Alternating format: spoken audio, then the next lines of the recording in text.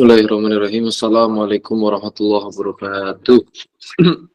Waalaikumsalam Waalaikumsalam warahmatullahi warahmatullahi wabarakatuh.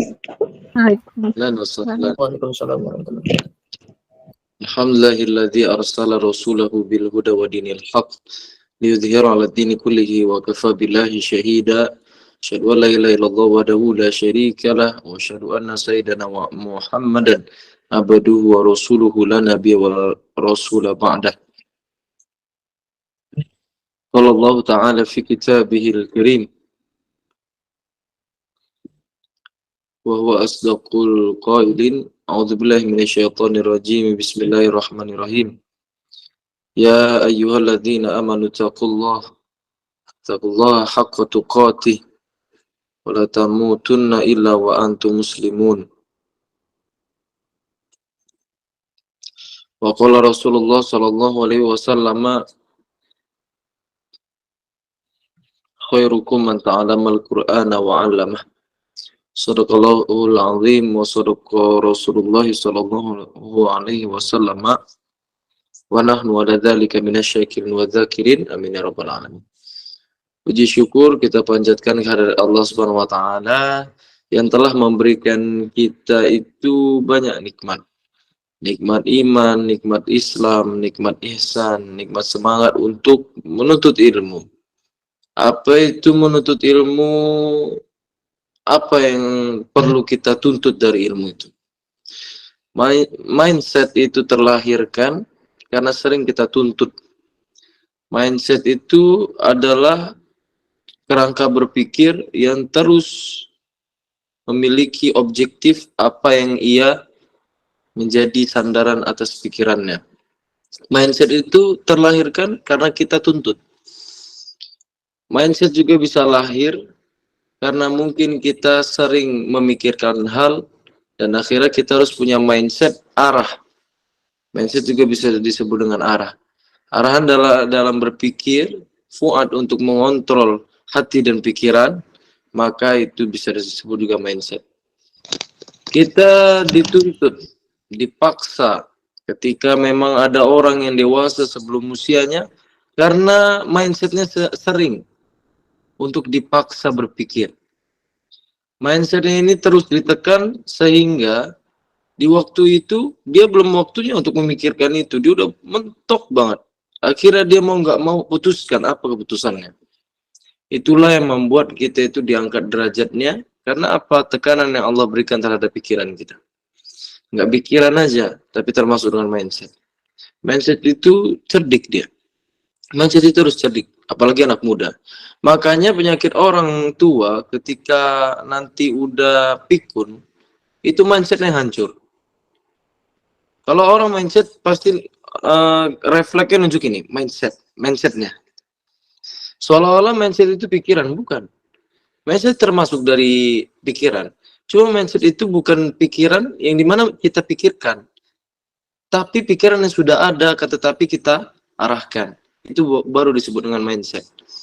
Kalau pikiran, pasti kita harus berpikir dulu. Misalkan contoh, saya ingin sholat. Berarti saya harus berpikir dulu bagaimana cara sholat. Tapi kalau mindset, itu apa yang kita jalani, seiringan waktu, itu terlahirkan. Maka ketika kita menjadi dewasa, karena mindset kita sudah matang. Tapi semakin tua kita, semakin mindset kita itu semakin kanak-kanak. Semakin anak kecil, menjadi anak kecil. Dan salat serta salam kita curahkan kepada Nabi kita, Nabi Sayyidina wa Maulana Muhammad, abduhu wa rasuluhu, sallallahu alaihi wasallam. Kepada para sahabat, tabi'in, dan insyaallah sekalian kita termasuk dari umat Rasulullah. Jadi kenapa saya panjang pendek menjelaskan detail namanya mindset itu? Karena judul kita itu mengarahkan mindset kita supaya kita terarus dalam jalan Allah. Sebenarnya lahiriah kita itu udah bersaksi. Ruh kita itu udah bersaksi. Alastu birabbikum. Allah mengatakan, apakah saya adalah Tuhan kalian? Alastu birabbikum. Qalu bala syahidna. Kemudian kita mengatakan, ya, kita bersaksi, kami bersaksi. Dalam lahiriah kita tak perlu lagi mengatur mindset sebenarnya. Tapi pikiran kita, nafsu kita yang perlu kita arahkan. Karena lahiriah kita sudah mengetahui, hati kecil itu sudah mengetahui. Hati kecil itu disebut dengan dhamir. Ketika engkau ingin melakukan suatu hal kejahatan, ini tanpa terkecuali, mau dia muslim, mau dia tak muslim, dia punya namanya dhamir, hati kecil. Dia melakukan kejahatan, tapi dia berpikir. Hati kecil yang menggores dia. Hati kecil yang membuat dia berpikir. Jadi berpikir berulang kali, ada sekatan di hati, itu namanya dhamir, hati kecil. Itu semua dititip oleh Allah. Salah satu cahaya yang tak akan lepas dari manusia. Langkah terbaik ketika kamu ingin melakukan dosa, itu mengikuti hati kecilmu, untuk tidak melakukan dosa. Maka, kita ini pandai-pandai untuk melakukan segala sesuatu, berulang kali dipikirkan kembali. Makanya itu kadang ada pepatah, wanita ini kadang logikanya dulu, baru perasaannya. Tapi kalau laki-laki, perasaan dulu, baru logika. Apa kebalik ya? Kebalik ya nih? Kebalik, Ustaz. Kebalik. Berarti perempuan ini perasaan dulu, baru logika. Kalau laki-laki itu logika dulu, baru perasaan. Karena kenapa? Laki-laki itu berpikir, apa yang terjadi ketika aku melakukan ini, aku melakukan itu. Tapi wanita tak. Dia tidak memikirkan konsekuensi. Tapi memang lahiriahnya seperti itu. Bagaimana lagi dicakap? Mau kita kasih tahu, tulang rusuk itu agak bengkok dia. Kalau kita keras sekali ingin meluruskan, maka dia akan patah. Maka kita buat sebagai laki-laki itu tak lurus, tak bengkok dia. Bagaimana caranya? Ya itulah. Baik-baik dibilangnya. Kalau nanti marah sedikit, kita tidak sedikit, patah dia.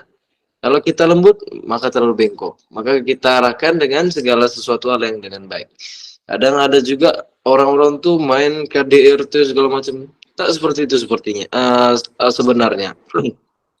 Harus banyak ada adab-adab yang dari Rasulullah berikan terhadap calon-calon suami ini. Maka dari itu mindset kita ini harus dilahirkan secara lahiriah, yang dimana kita harus mengedepankan logika dibandingkan perasaan kita. Karena perasaan kita nih mengikuti gengsi, mengikuti nafsu, apa yang diingin dengan perasaan kita harus dituruti. Perasaan aku, ini bagus banget nih jam ini. Aku belilah, awalah sedikit. Nggak pakai perasaan. Wanita tuh kadang ada titik tak ada pakai perasaan. Dari misalkan 200.000 ditawarnya 50.000. Ditawarnya gocap. Itu loh wanita. Kadang ekstrim. Mama saya kalau misalkan beli itu, contoh dia beli baju, mama saya tuh kadang saya malunya ya. Kadang itu mama kalau ngajak ngobrol ke saya pasti, misalkan mau beli baju nih, harganya berapa? 300.000. Habis itu bilang ke saya, Nang, ini mah kalau di Tanah Abang katanya. Bang, ini kalau di Tanah Abang itu paling pego katanya 150. Saya malu, ngapain mak? Kita lagi di mana ini mak? Bilangnya di Tanah Abang. Makanya itulah perempuan. Kadang ada sisi lain emang enggak sih, emang depanin perasaan baru logika. Tapi maksudnya itu membuat orang itu tergores hatinya tanpa terkecuali. Wanita itu pasti seperti itu. Jadi bagaimana caranya kita tuh dalam beragama itu depankan dulu lah logika. Logika ini kita bukan dalam beragama yang dimaksudkan dengan akidah, bukan. Akan tetapi bagaimana kita menjauhkan segala perintah pula, menjauhkan segala larangan Allah, yang dimana memang ini harus kita batasi sebagai kaum muslimin wal muslimat. Kita lihat di sini tabai, janganlah kita lakukan. Pikirkan logikanya. Logikanya kalau kita ini lakukan, pasti nanti konsekuensinya seperti ini, seperti ini, seperti ini. Tapi dalam berdosa sebenarnya tak ada tanpa terkecuali mau laki-laki perempuan, tak lihat gender. Kadang mereka melakukan dosa terang-terangan, tak sadar mungkin dia. Tapi yang saya pikirkan di sini, kenapa perempuan itu menjadi kadang salah satu ladang alasan ketika jatuhnya dia melakukan suatu hal di luar dari nalar gitu. Kadang ada yang membuka aurat, kadang ada yang seperti ini, kadang yang seperti itu. Maaf cakap, kadang ada yang menjual dirinya. Maka inilah terlalu overthinking terhadap Allah itu tak boleh. Jadi kita tuh harus ikut dengan prasangka kita untuk menghadapkan diri terhadap Allah. Anna inda dhanni abdi bi. Allah Subhanahu wa taala itu bersama dengan prasangka hambanya. Jadi gimana cara kita itu mengikuti prasangka kita untuk mendekatkan diri terhadap Allah. Allah itu baik. Kalau kita lagi susah, tak ada duit kita, tak ada apa-apa kita, tak punya ini, tak punya itu, dekatlah kepada Allah. Karena di dalam kitab Kaifa Akunu Ghaniyan, Kaifa Takunu Ghaniyan, bagaimana caranya kaya. Saya lihat kitab itu, bagaimana caranya kaya. Saya nengok pendapat ulama pertama adalah asyukru, bersyukur. Gimana cara kita kaya? Kita mesti bersyukur. Orang yang bersyukur dia kaya akan hatinya. Dia akan tenang dalam hidupnya. Tak ada raut dalam wajahnya. Tak ada kerut dalam wajahnya. Selalu senyum, senang dengan hatinya. Karena bahagia itu ketika dicari dalam diri sendiri itu sebenarnya sederhana. Apa yang mahal? Gengsi. Ini misalkan punya baju seperti ini. Baju sama aja. Tapi pengen bermerek, berini, ini segala macam. Gengsi yang mahal. Boba 1, boba 2, boba 3 sama aja. Tapi yang membedakan adalah gengsi. Kalau dia nanya, Allah si abang ini suka ngarang aja, tapi abang sendiri AP-nya boba 3. Taklah, bukan macam itu. Awak ini buat kerja. Kalau nggak buat kerja, tak mau awak pakai HP pakai gini. Mama aku dulu beli Oppo pun yang kecil kali, udah kayak apa itu, Samsung S, apa itu, J Prime ya dulu tuh. Kecil mama saya tuh beli HP buat saya. Ya kalau misalkan kalian mau beli gengsi, lihatlah buat apa kegunaannya. Kalau menghasilkan uang, belilah. Tapi kalau tak menghasilkan uang, pikirkan kembali. Lebih baik itu dijajani 1 tahun bagi anak kos kan. Beli mie aja stok 5 dus, 10 dus gitu. Biar nanti usus buntung, bukan usus buntu lagi. Jadi seperti itu ya. Kita harus bersyukur supaya terlahir dalam mindset kita. Dalam mindset kita itu bahagia yang sederhana. Karena kenapa? Misi visi kita itu apalagi sih hidup kalau nggak membahagiakan diri sendiri.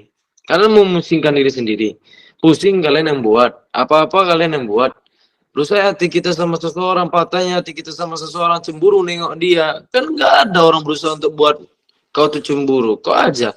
Sebenarnya tidak ada yang menyakiti kita nih. Tapi kita itu kadang hancur sama harapan sendiri.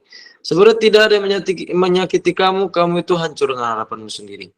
Lagian gimana kita tidak selalu menahu untuk menyadarkan diri kita ini terhadap manusia. Jadi kecewa itu datang karena diri kita sendiri pada hakikatnya. Maka kita minimalisir itu. Cara meminimalisir kecewa kita itu mudah sebenarnya. Tak sulit. Kita kurang-kurangi berharap terhadap manusia. Manusia tempat kecewa, tempat segalanya, udah tak usah ditanya lagi. Manusia itu tempat segalanya kecewa dan lain-lain. Kita tuh supaya menjaga hati kita, mindset kita supaya selalu sehat, jauhkan dari yang namanya harapan-harapan terhadap manusia. Berapa lagi? Hidup ini kul mata'ud dunya qalil. Nikmat dunia itu kecil. Wal akhiratu khairul liman ittaqa. Akhirat itu sebaik-baiknya tempat bagi tempat orang yang bertakwa. Berkali-kali saya tuh sharing sedikit ya. Ditipu sama orang. Mungkin kalau misalkan bertumpuk itu uang, puluhan juta mungkin saya ditipu. Saya itu bukan ditipu sih jatuhnya. Kawan minjam. Cuma tak dikembalikannya. Jadi amnesia dia. Jadi lupa-lupa amnesia langsung. Wah, ada kok segini. Buat aku ini karena janjimu sekarang gini. Itulah manusia. Kadang dia langsung curhat sedikit, gini gitu. Kasihan kita, lulu kita. Makanya manusia itu tempat kecewa, banyak janji di awal. Kalau minta tuh baik kali, tapi kalau diminta balik, garang kali. Itulah kawan. Makanya kita ini tak boleh mengharapkan apapun itu terhadap manusia, terhadap makhluk siapapun itu. Kalau kau mau berharap, terima konsekuensinya. Terima konsekuensinya apa yang kalian dapat ketika kau bersandar terhadap manusia. Makanya dari itu, yuk please, siapkan diri kita ini untuk melahirkan mindset atau akal berpikir yang sehat. Itu dengan bersyukur dan tidak berharap terhadap manusia. Berharap terhadap manusia itu semua akan kecewa. Yang enggak kecewa ya sedikit aja. Ya, meminimalisir rasa kecewa itu mengurang rasa kadar kita terhadap berharap kepada manusia. Maka dari itu, bagi pemuda-pemuda zaman sekarang, tak perlu lagi banyak saya nasihat untuk sholat lah segala macam. Kalau udah tahu hukum sholat, wajib. Mabuk, tak boleh. Zina, tak boleh. Minum khamar, tak boleh. Mabuk, minum khamar sama aja ya. Suatu hal yang haram, itu tak boleh. Kalian sudah tahu. Tak perlu saya dakwai dalam-dalam soal itu lagi. Tapi yang perlu dipikirkan sekarang ke depan adalah bagaimana memikirkan cerminan dalam diri sendiri. Yuk kita mulai berdakwah. Saya berdakwah itu semata-mata bukan karena saya udah sempurna. Enggak. Saya jauh dari kata sempurna. Saya lebih layak disebut ahli maksiat, pendosa. Dosa kecil mana yang belum saya buat? Itulah gambarannya. Dahulu ulama-ulama warok masih banyak. Sekarang mana ada lagi ulama warok? Mungkin beberapa ada. Ulama-ulama yang zuhud ada, banyak mungkin. Dulu. Sekarang sudah menipis lagi. Karena kenapa? Zamannya ini. Apa aja saya nengok ketika keluar, ini saya lagi di Samarinda. Keluar saya dari hotel, nengok lagi lah yang macam-macam. Tak pakai hijab, kadang pakai terbuka. Karena kita ini tak ada niat lihat, nggak mungkin kita kalau jalan meram. Betul kan? Apa pura-pura buta aja aku kalau di Indonesia ini. Kadang apa aja tertengok. Lagi naik motor kalau tak nengok kanan kiri, tertabrak lah nanti si kawan itu depan. Nggak nengok-nengok, jedar. Nanti alasannya kalau lapor polisi, saya nggak mau bermaksiat Pak, mata saya harus dijaga dari zina. Macam mana pula? Tak bisa kita nih hidup kayak gitu. Di jalan harus tengok-nengok, si kawan itu kelihatan lagi. Ini mana lagi tuh, rambutnya kuning, rambutnya oranye, hijau, macam-macam lah sekarang itu. Tak habis pikir lagi saya. Makanya itu, kita memotivasi audiens itu pada hakikatnya pendakwah itu untuk memotivasi diri sendiri. Jadi kalian cobalah jadi pendakwah. Gak apa-apa lah cakapi kawannya, tapi yang pelan-pelan. Jangan kok ngajak bertepuk pula nanti. Nanti gara-gara pesan saya, kalau kata Ustaz Tengku, kita harus dakwah. Kau harus aku dakwahi. Nanti kalau nggak dihantam minimal hidungnya patah itu pasti. Ya, jangan. Dakwah itu santai, relax, yang menenangkan, yang dibawa seolah-olah algoritma itu mengarahkan kepada Yang Maha Esa, yaitu Allah Subhanahu wa taala. Seperti itu. Jadi kenapa saya arahkan belakangan ini supaya ayo berdakwah. Karena kita itu ketika memiliki ilmu agama, yang pada hakikatnya memiliki ilmu agama itu menambahkan rasa takut kita kepada Allah. Jadi kita menuntut ilmu agama ada sekatan ketika kita dakwah. Saya akan berbuat ini, ingat saya pendakwah, saya penyampai. Saya melakukan ini, ingat saya pendakwah, saya penyampai. Melakukan itu, saya ingat pendakwah, saya penyampai. Saya memiliki ilmu, saya jaga ini. Harus saya manfaatkan momentum ini karena Allah itu berikan terhadap saya wasilah ilmu. Seperti itu. Maka yuk bersama-sama kita dakwahi Indonesia ini. Mumpung masih muda. Nanti kalau misalnya udah tua, udah telat lagi. Orang rata-rata bapak saya, kalau cakap saya, nak sebenarnya dunia ini apa katanya? Udah kayak Sayyidina Al-Hasan yang mengatakan, inamadzid dunia. Dunia ini pada hakikatnya apa? Ketika tua ini, ayahmu hanya memikirkan sholat aja, hanya memikirkan Tuhan. Mungkin dahulu aku memikirkan karir, yang akhirnya hari ini terbuang, tak ada lagi sisa. Semua itu hanya sampah katanya. Tipu muslihat. Dunia ini tipu muslihat. Ketika tua, aku pikir gimana cara kembali ke Allah. Karena aku pikir tak ada lagi tujuan kecuali mati. Udah ada anak aku udah besar, apalagi dipikir kecuali mati. Makanya untuk masih muda, bukan berarti masih muntung. Maksudnya muntung dalam artian, muntung masih muda, wah nih, enggak, masih dulu lah pos-posi, nanti tua nggak usah. Jangan kayak gitu. Tapi disekati mulai hari ini. Dibiasakan untuk menyekati diri. Ya, supaya kecintaan kita terhadap Allah itu makin besar. Karena al-ilmu nurun wa nurun la yuhda lil 'asi. Ilmu itu adalah nur, cahaya. Maka cahaya itu tak akan masuk ke dalam hati seseorang yang bermaksiat. Jadi itu juga jadi salah satu landasan bahwasannya ilmu itu mendatangkan ketakutan kita terhadap Allah. Ketaatan kita bentuknya dengan menuntut ilmu. Dan juga thalabul ilmi fardhatun 'alal kulli muslimin. Menuntut ilmu itu wajib. Wajibnya itu bukan fardu kifayah, tapi fardu ain. Fardu kifayah itu ada satu desa, satu orang lakukan, gugur satu desa itu dosanya. Tapi kalau fardu ain, satu-satunya orang, personalnya orang, setiap manusianya orang. Gitu. Salat fardu ain. Kemudian zakat fardu ain. Kemudian apalagi som, puasa fardu ain. Fardu ain itu adalah yang dilakukan diri kita sendiri. Niatnya kita sendiri. Makanya dari itu kita perbanyak amal-amal saleh. Kita raih ridha dan rahmatnya Allah. Orang nanti yang dinaungi dalam naungan Allah itu salah satu yang mudahnya disibuki dengan nama-nama Allah. Dengan berzikir, dengan menjadi pendakwah. Semoga juga salah satu yang saya inginkan.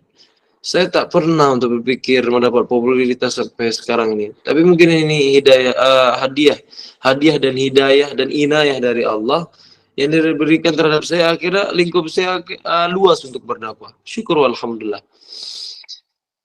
Kita nih sampaikanlah kebaikan. Satu pesan, dua pesan. Tak tahu ibaratnya kalau kata abuya saya, kita makan nasi, banyak itu beras, tak tahu mana yang berkah. Tak tahu mana yang mungkin manfaat. Maka sampaikan, jangan sampai berhenti apa yang kau ingin sampaikan. Sampaikan. Mau ke orang tua, mau ke kawan, mau ke kerabat, kebaikan sampaikan. Karena tak tahu nanti kata-kata yang mana yang bisa memberikan hidayah terhadap orang lain. Kadang kita ini tak bisa berencana. Kita tak bisa memahami orang. Kadang memahami diri kita sendiri aja menurut filsuf. Untuk kita kenal diri sendiri kita itu siapa, Tuhan kita siapa, untuk apa kita hidup. Itu butuh waktu 350 tahun untuk hidup. Bagaimana kita untuk memahami orang? Apalagi dulu saya pernah nonton itu Doraemon.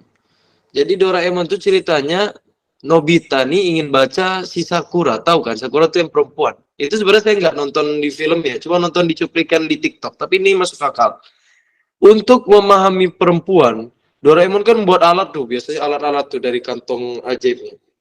Untuk memahami perempuan, itu bukunya butuh, oh ya, Sakura pula, itu Naruto ya, Shizuka. Nah, nanti untuk memahami perempuan si Shizuka itu, tak tahu lah, saya nggak pernah nonton Doraemon, jarang saya nonton Doraemon. Upin-ipin saya suka, betul gitu ya. Untuk memahami Shizuka itu, di alatnya, bukunya, setebal ini. Kalian lihatlah cuplikannya, tapi itu betul itu. Tapi kalau memahami si Suneo itu, tipis saja bukunya. Tapi memahami perempuan, saya tak pandai untuk memahami orang. Maksudnya memahami itu memerankan diri saya terhadap orang lain. Saya tak pandai. Tak pandai maksudnya untuk lebih dalam mengenal dia dan segala macam. Karena manusia itu bisa berubah-ubah. Bisa bolak-balik hatinya. Hari ini beriman, esok enggak, bisa jadi. Hari ini beriman, besok kafir, bisa jadi. Naudzubillah min dzalik. Ya. Jadi itu tadi, mindset kita itu terlahirkan dari akal sehat yang baik supaya caranya itu dengan pertama mengikuti hati kecil, ada penolakan ketika kita ingin melakukan kemaksiatan. Kemudian kedua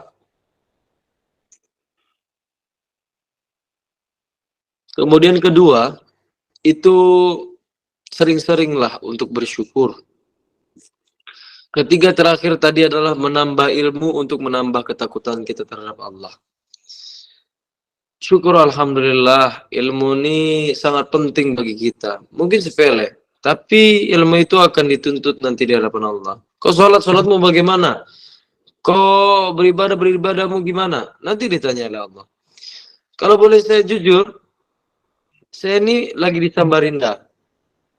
Posisi di sini jam 10:30.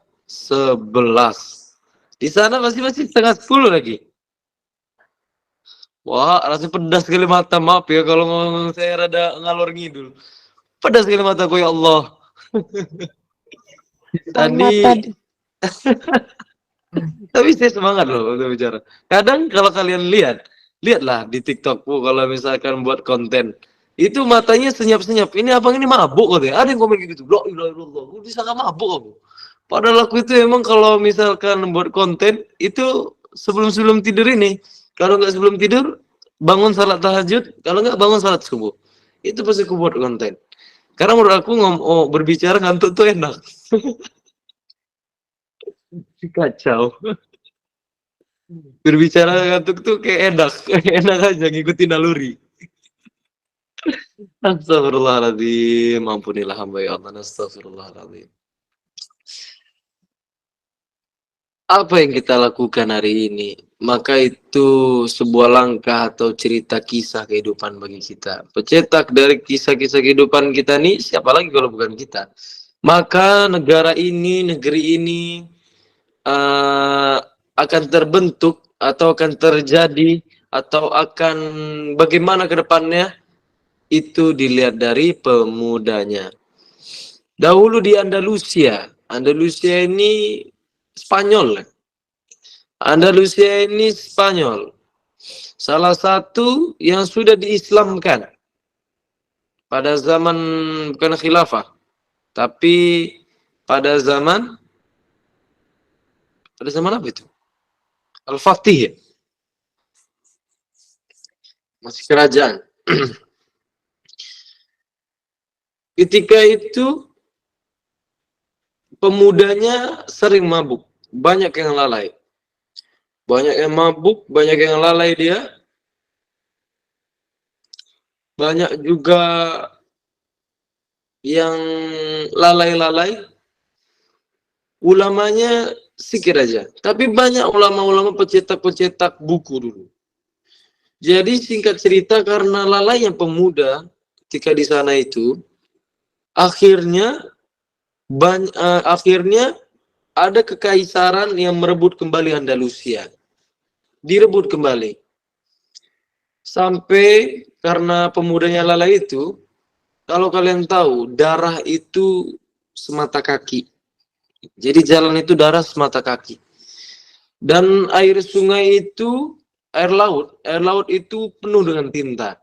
Buku-buku ulama semua dibuang. Itu karena apa? Pemudanya lalai.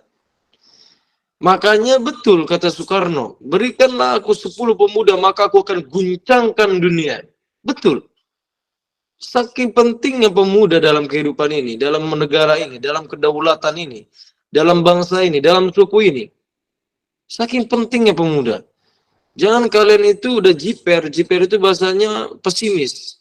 Wah, saya masih muda, masih bocil saya lah. Buat apa saya ngomong-ngomong soal ini? Enggak. Justru itu karena kamu masih muda menjadi dampak nanti suatu saat ketika kamu tua. Kalau tuh bisa apa lagi? Bisa zikir aja dah. Kalau enggak wirid aja. Kalau kita ini masih semangat, sakit ya sikit-sikit aja, masih ada daya tahan tubuh lagi. Makanya dari itu kita terus semangat untuk menuntut ilmu supaya kita menambah ketakutan kita itu terhadap Allah. Ya, semangat semuanya. Semoga kita semua ini diberikan semangat, mindset yang baik itu terlahirkan dari hati yang baik, berpikir yang baik, dan juga memiliki hati kecil yang selalu diikuti dalam kebaikan-kebaikan. Jauhkan segala perkara yang berbentuk maksiat, jauhkan segala perkara yang berbentuk tak penting, tak perlu, jauhkan. Ya, semoga Allah menjaga kita. Ini habis ini ada Q&A kan? Q&A kita. Ada, Ustaz. Jadi jauhkan diri kita itu sejauh mungkin dari hal-hal yang toksik atau yang tak baik berdampak bagi hati kita. Karena itu berpengaruh. Hati kita ini bisa hasad, hati kita ini bisa dengki, bisa rusak hati kita. Makanya saya kalau misalkan ada orang menjatuhkan saya lebih baik menjauh. Saya jauhkan dia. Karena kenapa? Buat apa? Buat apa kita datang ke orang-orang yang menyakitkan hati kita, menyakiti hati kita? Karena itu membuat kita hasad. Makanya kalau saya live di TikTok tuh, ada orang nggak betul udah ngalor ngidul, saya blok aja. Karena tak penting hati saya hasad untuk dia. Nanti berdosa dia, kasihan. Saya hasad, saya kesal sama orang, berdosa dia. Ya kan? Lebih baik saya blok. Saya gitu aja. Jadi kadang kalau ada pertanyaan nih, lepas nih, perempuan-perempuan nih, kadang kan ada cowok yang suka ngechat, suka risih, blok aja. Daripada kau menambah maksiat itu, nanti laki-laki itu sikit-sikit kalau ditanya perempuan udah ngerasa kalau dia itu berperasaan. Maksudnya gini, Kalau laki-laki ngechat perempuan misalkan, perempuan itu responnya biasa saja. Tapi kalau perempuan ngechat laki-laki, tapi posisinya ini udah kenal lama dan mungkin udah sebagai status temen ya, itu kadang pakai perasaan kalau laki-laki. Wah, si kawan ini dulu lama kenal aku nih. Ngechat dia. Itu pakai perasaan langsung. Kalau laki-laki, pasti pikiran langsung, wah, ini dia punya perasaan ini suka sama dia. Kayak kepedean langsung gitu.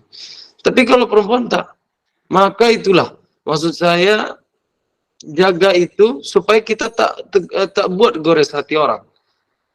Jadi perempuan tuh jangan tiba-tiba laki-laki gini-gini karena suka random nih, suka cerita segala macam. Tak mungkin laki-laki itu tak pakai hati kadang. Kadang-kadang suka telepon atau bagaimana kan, kalau kawan lama, halo, assalamualaikum, awalnya lagi ngapain, gimana kabarnya, tiba-tiba udah kemana, ngalor ngidul segala macam, tak boleh. Maka itulah, jauhkan dari hal sifat zina yang sifatnya itu fuad, hati dan pikiran. Ya, barakallahu fikum, syukran ala istimamikum, assalamualaikum warahmatullahi wabarakatuh. Waalaikumsalam warahmatullahi wabarakatuh. Masya Allah, wa tabarakallah, syukran kepada Ustadz Tengku Sakra yang telah menyampaikan materi pada malam hari ini. Untuk acara selanjutnya, sesi tanya jawab kepada peserta yang ingin bertanya.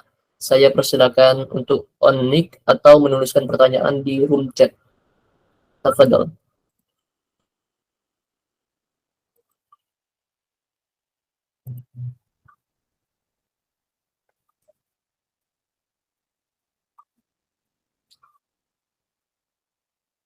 Ustadz Sakra, minimal berapa pertanyaan ya?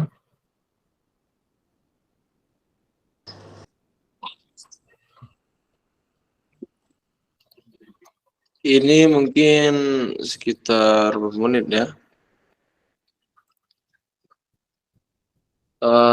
Setengah jam cukup tak? Cukup lah ya. Cukup lah. Ya, cukup Ustadz. Tunggu ada pesan atau ada masuk. Tafadhol, jikalau ada yang bertanya,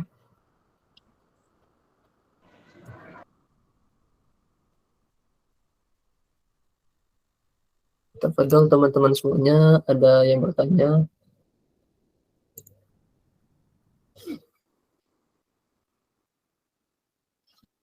Ini Ustadz ada Ustadz, yang bertanya. Tafadhol, silakan. itu ada yang angkat tangan Ustadz. Yang angkat tangan ya.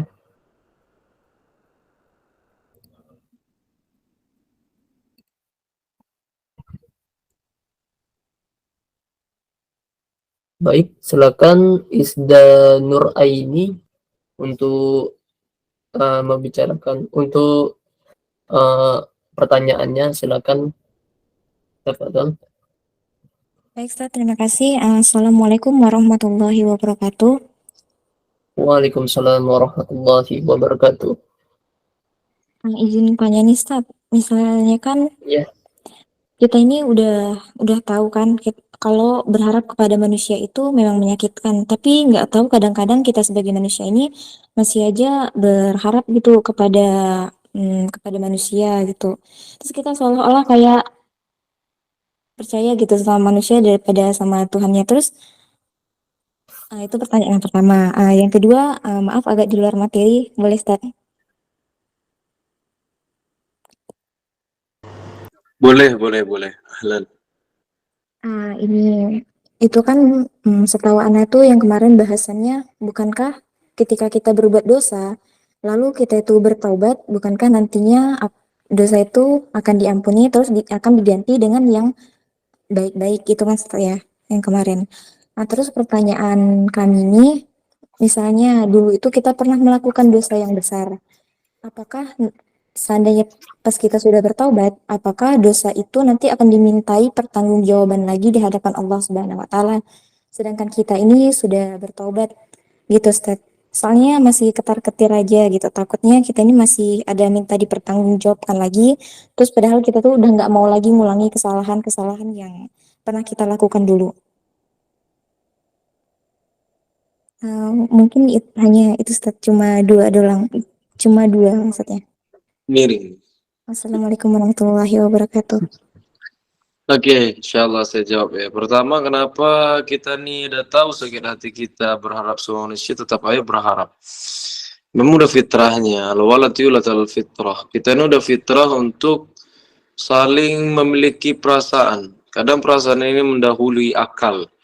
Akal ini sebenarnya kita miliki ketika memang kita pikirkan. Coba perasaan ini kadang mendahului akal. Bagaimana?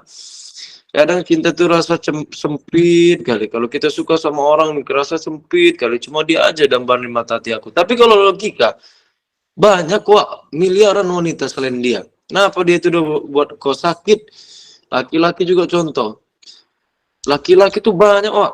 Tapi dia banyak lagi yang lebih setia. Tak buat dia sakit hati. Tapi manusia ini kadang mengedepankan perasaan di depan dibandingkan logika. Fitrah. Fitrah itu memang udah lahiriah tadi. Jadi emang fitrah kita itu memiliki perasaan, memang mengedepankan perasaan dulu baru logika. Logika kita berpikir, iya juga ya banyak kali ada wanita, banyak kali laki-laki. Tinggalkanlah yang nggak baik. Kalau logika kita gitu, tapi perasaan kita mendorong. Yuk, terus ke sana. Caranya gimana kita untuk mengontrol itu? Cukup bawa arus hati kita untuk melupakan sejenak. Jadi gini loh. Hati itu kadang ketika dia kita nih enak ya. Sebenarnya gini. Manusia tuh dari kata al-insan. Al-insan itu nasya yansal. Lupa. Anugerah terindah dari Allah itu ketika kita lupa. Saya kira hati kita tuh lama-lama bisa lupa. Caranya lupa itu ya waktu sebenarnya. Waktu itulah sekian waktu nanti kita akan lupa. Nah, caranya tadi saya bilang ada satu yang dimana kita ini ngebawa pikiran itu supaya kita lupa. Contohnya move off lah. Move off itu banyak kesibukan. Supaya kita itu tak berharap terhadap manusia, tak bersandar terhadap manusia. Simuki diri. Apa kek? Sebenarnya ini universal ya saya jawabnya. Kalau kita tak berpikir manusia tak berharap manusia, coba kita move off. Move off itu kita sibuki diri kita sampai kita lupa apa yang kita butuhkan terhadap manusia. Saya ini udah sibuk, saya banyak kegiatan, baik ini, banyak itu. Ya kan? Kadang juga manusia butuh yang namanya move on. Butuh orang lain dalam hidupnya untuk menjadikan peran bagi dia, sehingga dia lupa dari segala hal. Contohnya banyak, saya dapat cerita-cerita kawan-kawan. Kadang mereka ini yang tanda kutip pacaran, itu ada yang hilang dalam apanya? Dalam family-nya atau dalam keluarganya. Ada yang kurang mungkin dari kasih sayang atau mama yang meninggal atau bapak yang meninggal. Mereka itu butuh orang yang dimana tak bisa orang itu menempatkan dirinya sebagai keluarga. Saya bilang, kamu cari satu orang seperti bapakmu di dunia ini. Kamu cari bermiliaran-miliaran manusia laki-laki, tak ada seperti bapakmu. Cuma dia lebih baik, tapi dalam versi terbaik dalam diri dia sendiri. Pasti kamu nggak akan suka. Karena manusia ini kayak gitu. Baik berharap terhadap manusia. Tergantung sama manusia, bergantung sama manusia. Memang butuh proses panjang untuk berdiri di atas kaki sendiri.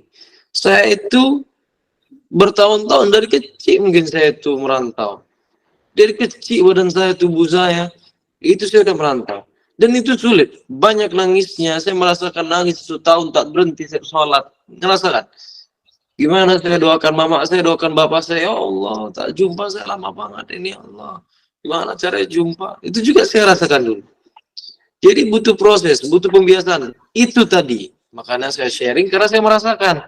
Move off. Move off itu dengan menyibukkan diri. Di pesantren itu sibuk. Makanya saya akhirnya terbiasa.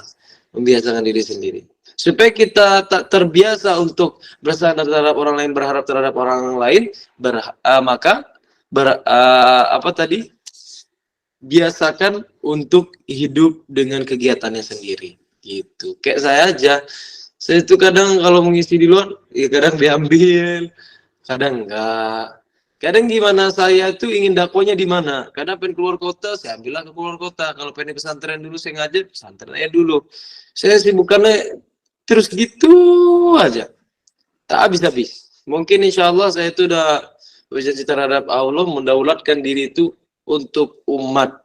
Saya sudah rela untuk menjadi pijak-pijaknya umat ataupun khodim pembantunya umat. Saya sudah siap. Seperti inilah saya bekerja, seperti inilah saya berdakwah, seperti ini juga lah saya itu mengemban ilmu mana-mana dan lain-lain. Itu untuk hakikatnya untuk menyibukkan diri saya dan juga untuk mendapatkan manfaat terhadap diri saya dan Allah. Kalau Allah tak didatangkan manfaat oleh saya, tapi Allah datangkan manfaat ke saya gitu. Jadi seperti itu. Kemudian kedua, kalau misalkan kita bertobat terhadap Allah, apakah dosa kita itu masih dihisab sama Allah? Dosa itu tak akan dihisab ketika kebaikan kita itu melebihi dari dosa kita. Jadi seperti ini loh. Sebelum saya menjelaskan ayat-ayat lain yang menyinggung soal dosa yang diampuni kemudian diganti dengan pahala, kalau kalian lihat transaksi amal, tak usah kalian berpikir berapa porsinya.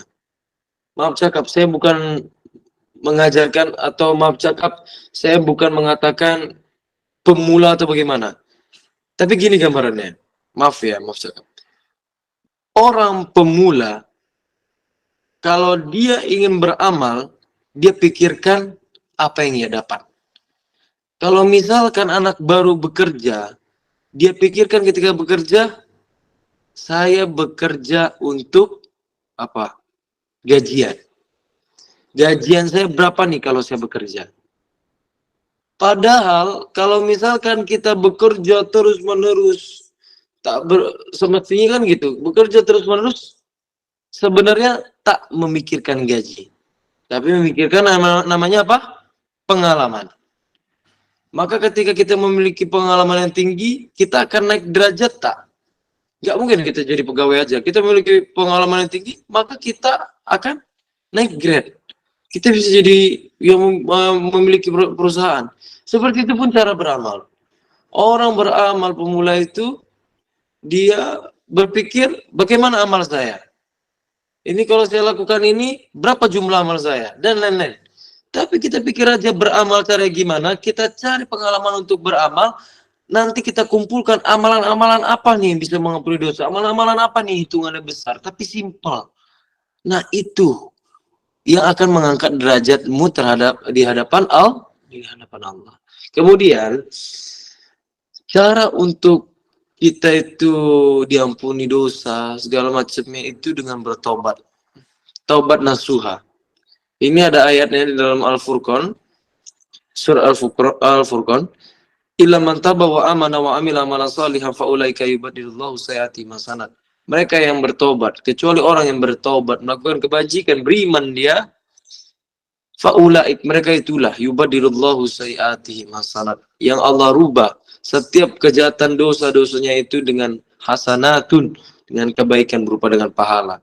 Jadi kalau kalian tetap melakukan kalian taubat kemudian melakukan kebaikan, maka kalian itu otomatis gugur apanya? Dosanya.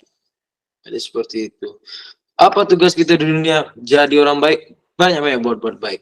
Tak usah pikir jadi orang jahat, karena sekali kita berbuat jahat, Allah pasti balas. Kalau enggak hukum alam yang balas, Allah pasti balas. Jadi kita pikir ada orang yang menzalimi kita soal apapun, tak perlu kita balas, biar nanti Allah yang balas. Kalian jangan pernah nggak percaya kalau dunia itu bisa membalas sikap seseorang yang jahat. Dunia itu bisa membalas, karena sifat adlunnya Allah, sifat adilnya Allah. Entah di akhirat kelak, entah di dunia. Kalau saya pilih, kalau ada orang yang menzalimi kita, kalau saya kasih saran ke kalian, tak usah balas di dunia, biarkan nanti tuntut di akhirat. Hatta altaqi ana wa huwa indallah. Sayyidina Hasan dibunuh oleh istrinya sendiri, itu dia tak mau membalas istrinya supaya istrinya itu dibunuh. Tak mau. Kan soalnya kalau orang ada yang ngebunuh, maka balasannya bunuh pula. An-nafsu binafsi, nyawa balas dengan nyawa. Tapi Sayyidina Hasan mengatakan, "La, enggak usah. Buat apa kamu itu Buat apa kamu itu balas dia untuk dibunuh juga? Biarin aja. La ya'lun faniyah. Karena hidup ini malam demi malam, dan malam itu kan sirna. La yanfa'ni hatta altaqi ana wa huwa indallah, sampai nanti aku berjumpa dengan Allah, dengan dia, dan aku akan bersua di hadapannya. Lebih baik seperti itu. Tak usah banyak kita membalas, tak usah kita dendam. Yang penting kita hadirkan Allah dalam hati, kita minta sama Allah supaya mungkin si kawan itu ataupun kerabat kalian yang menjatuhkan mental kalian, ataupun kawan kalian menjatuhkan kalian, mendolimi kalian, tak berkata-kata baik soal kalian, itu tak usah dibalas, tak usah dendam, curhat sama Allah, doa supaya ia terkena hidayah. Itu ya, tadi poin 2 poin itu. Yang pertama itu saya jawab apa tadi pertanyaannya, lupa pula. Yang kedua dulu, tadi soal taubat itu nanti kita memang tertukar.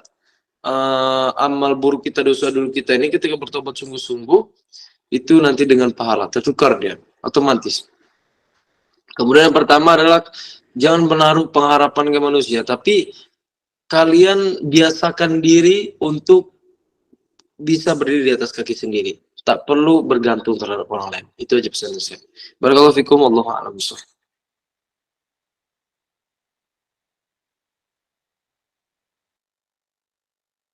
Untuk selanjutnya Ustadz, ini ada 4 pertanyaan lagi Ustadz di kolom komentar.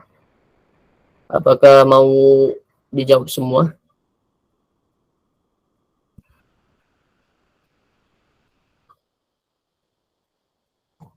Satu, dua, tiga, 4. Ya, saya lihat dulu ya. Saya jawab secara singkat. Teleponan sama yang bukan mahram jelas tidak boleh, tidak ada kepentingan, dan kita tahu itu. Tapi kita lihat saudara atau teman kita yang teleponan sama teman laki-lakinya dan banyak berbincangan, tapi kita tidak menasihati, tapi kita berdosa. Tugas kita itu bukan menasihati, sebenarnya memberitahu aja. Itu urusan dia dengan Allah. Kita tak berdosa, tak ada hubungan kita. Jadi gini, kaidahnya itu manusia itu tak mungkin menanggung dosa orang lain. Paham nggak? Ketika di akhirat tak ada tanggung-tanggungan dosa kecuali yang namanya sifat zalim. Misalkan ini itu ditanggung dosa sama si fulan, tak ada. Dosa masing-masing tapi karena sebab masing-masing. Kalau contoh, makanya Allah mengajarkan, Rasulullah mengajarkan, dan Allah juga memberikan isyarat di dalam firman-Nya. Itu tugas bukan untuk membuat orang berubah, tapi bukan menasihati juga. Iya, lebih ke nasihat sih, benar. Ad-dinu nasihat, karena agama itu nasihat. Tapi lebih untuk mengarahkan. Ngasih tahu aja. Kasih tahu. Jangan gitu. Karena tak baik. Kalau udah sekali kamu ngomong, udah gugur. Ya, itu seperti itu. Kemudian, jika kita wudhu, terus mulai dari pertengahan wudhu, sah apa tidak? Syukran. Alladzi yunkidul wudu'a. Yang membatalkan wudhu tak ada termasuk meludah. Kharaja minas sabilaini, sesuatu hal yang keluar dari dua lubang, an-naum ala ghairi hayatil mutamakkini, tidur tapi posisinya pantat tegap. Kemudian zawalul aqli bisakrin aw maradin, hilang akal karena mabuk ataupun sakit. Lamsu rajuli al-mir'ata al-janabiyata, tersentuh kulit perempuan yang bukan mahram, laki-laki yang bukan mahram. Masal adami bibatil kafi, tersentuh kemaluan yang dimana tanganmu itu bagian bibatinil kafi. Kafi itu apa ya? Ini kafi. Sepak tangan. Nah, pertanyaannya di sini kan bukan udah setelah wudhu, tapi ketika wudhu. Ketika wudhu nggak batal. Kalau kamu meludah sedikit, tak batal. Nah, kenapa meludah? Kecuali kamu terkena maaf cakap tai cicak, celup, itu pun tak batal juga. Kalau kalian terkena, misalkan kalian lagi jalan, udah posisi wudhu, terpijak misalnya tai kucing di kaki kalian terkena, apakah wudhunya batal? Tidak batal. Cuma kalian oles bagian yang najisnya saja. Mana yang najis, kalian hilangkan najisnya, tak batal wudhu kalian. Gitu. Ya, tapi gimana kita nih yang awam nih kadang suka was-was, hati kita tuh rasanya batal. Wudhu lagi, boleh. Gitu aja simple, ya kan? Tapi kan kalau ditanya secara ilmiah apakah batal? Tidak batal. Assalamualaikum, saya bertanya, jika kita udah itu ya. Gimana cara menolak chat laki dengan sopan? Blok. Assalamualaikum Ustaz. Ditanya di luar nul apa ini? Di luar Nurul. Gimana Ustaz? Oh iya. Kalau misalkan lagi posisi salat terus ada kucing tiduran di atas sajadah yang lagi dipakai, itu salatnya kira-kira sah tidak Kak? Apa terkira senjata baru? Makasih. Bulu kucing itu najis atau tidak tergantung tumpukannya. Apa tumpukannya satu topi yang saya kasih ini? Kalau satu topi ini tebal dia, itu baru najis. Tapi kalau misalkan bulu-bulu kecil aja nempel, bersihkan pakai tangan. Itu yang mau sholat, bersihkan. Nggak apa-apa tangan ini bergerak untuk membersihkan suatu hal yang memang kalian anggota sujud. Karena darurah. Ad-darurah tutubihil mahdhurah. Karena darurat itu hadir untuk memudahkan suatu hal yang perkara sulit. Ya, mestinya kita tak boleh gini, kita harus gitu. Karena posisinya darurat. Kita bersihkan dia, itu tak najis. Tapi kalau dia bertumpuk, kau tidur itu apa namanya? Kucing itu apanya? Bulunya. Sebenarnya bukan bulu, itu rambut itu. Rambut kucing itu. Maka itu baru najis. Kalau dia banyak. Tapi kalau misalnya tak banyak kali, tak najis. Bukan najis.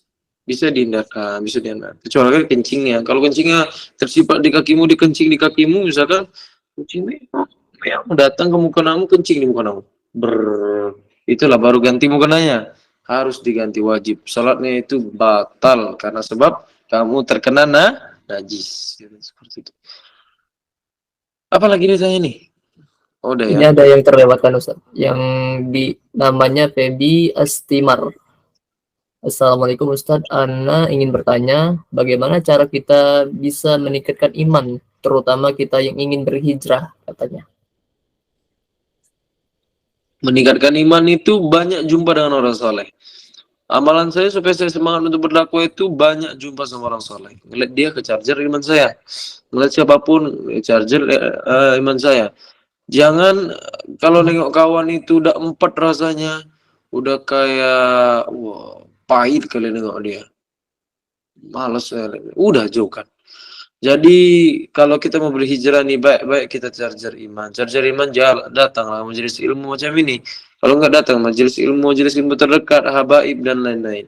Ya, supaya kita itu tak selalu charger dan nggak berubah. Karena posisi ketika baru mau hijrah itu lagi lunak-lunaknya. Anak kecil itu masih baik ibaratnya. Jadi kadang berubah dia, berubah seketika. Kadang pengen hijrah, kadang enggak. Pasti kalian rasakan itu. Kalian kadang bertobat, kadang jauh banget dari Allah. Jauhnya itu kejauhan, dekat-dekat-dekatan. Rasanya seperti itu pasti. Jadi kadang kalau dekat-dekat, barang ya Allah, curhat sama Allah tuh enak. Tapi kalau jauh, jauh banget. Sampai nggak sholat sama sekali. Itulah kadang manusia. Nah makanya kita nih meningkatkannya itu berjumpa lah sama orang soleh. Dan pergaulan kita lu coba rubah dulu ke yang soleh-soleh. Tapi tetap tak boleh tinggalkan kawan lama yang mungkin masih bermaksud masih belum di jalan Allah, ya janganlah kalian tinggalkan, rangkul aja. Rasulullah aja masuk surga tak mau sendiri, mau rame-rame. Umatnya yang sekarang diajak, ya. Jadi seperti itu. Barakallahu fikum. Ya kita tutup. Insyaallah saya akan baca doa ya. Apa ada yang baca doa? Oh, saya ajak mimpi. Oh, antum aja lah. Ustaz aja. Antum aja. Soalnya ada yang mau minta doanya juga ini kepada para member. Oh, ya udah antum aja. Fadhal.